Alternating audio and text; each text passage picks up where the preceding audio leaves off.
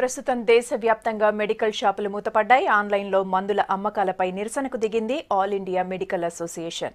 Online అమ్మకాలతో తమ భవిష్యత్ ప్రశ్నార్థకంగా మారుతుందంటున్నారు మెడికల్ షాప్ ఓనర్స్.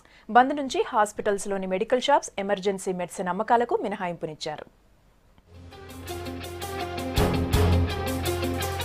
ఆన్లైన్లో మెడికల్ అమ్మకాలపై నిరసనకు దిగింది all India medical shops association. దేశవ్యాప్తంగా 8 లక్షల మందుల షాపులు ఇవాళ బంద్ పాటిస్తున్నాయి. రాష్ట్రంలో ఉన్న 22,000 మెడికల్ షాప్స్ బంద్ లో పాల్గొంటుండగా ఆసుపత్రుల్లోని మందుల షాపులకు బంద్ నుంచి మినహాయింపించారు. ఇతర ప్రొడక్ట్స్ ల మెడిసిన్ ఆన్లైన్ లో కొనుగోలు చేయడం సరైంది కాదని వెంటనే దీన్ని అడ్డుకోవాలని డిమాండ్ చేస్తున్నారు. దీనిపై ఇప్పటికే పలుసార్లు కేంద్రాన్ని కలిసినా ఎలాంటి ఉపయోగం లేకపోవడంతో సమ్మెకు సిద్ధమయ్యారు. మన హైదరాబాద్లో ఉండి కొన్ని ఆన్లైన్ బిజినెస్ అనేది స్టార్ట్ చేశాయి మన మెడికల్గా. సో దీనివల్ల ఏంటంటే ఈ పర్టికులర్గా మన స్టేట్కు రావాల్సిన రెవెన్యూ అనేది కూడా కోల్పోతున్నది.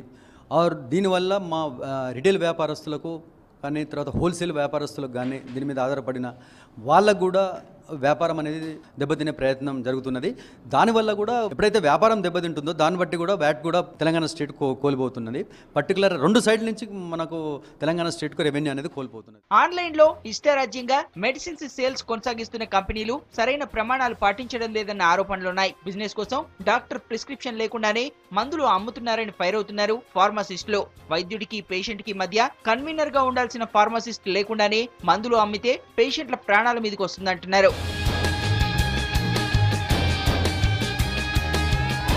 ఆన్లైన్ మెడిసిన్ అమ్మకాలతో రాష్ట్రాలకు రావాల్సిన ట్యాక్స్ సర్కార్ కోల్పోవాల్సి వస్తుందని చెబుతున్నారు మెడికల్ షాప్ ఓనర్స్. మరోవైపు ఈ సిస్టంతో యూత్ హానికర డ్రగ్స్ కొనుగోలు చేసే ప్రమాదం ఉందంటున్నారు.